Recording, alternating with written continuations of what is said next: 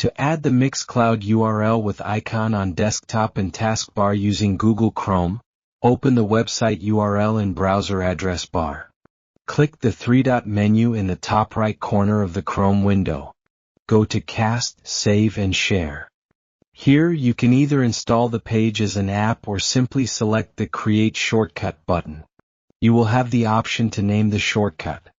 A shortcut will be created on your desktop while opening its folder in File Explorer. Close the browser window to view the shortcut on desktop screen.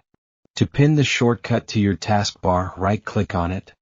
In Windows 10 you'll see the Pin to Taskbar option directly. If you're using Windows 11, select Show More Options first, and then click on Pin to Taskbar. The procedure is exactly same in other Chromium browsers like Brave.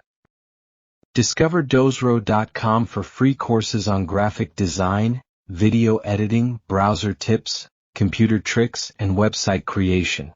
You'll also find an impressive range of products, most priced under $20. Don't forget to like the video and subscribe to the Dozro channel. Thank you for watching.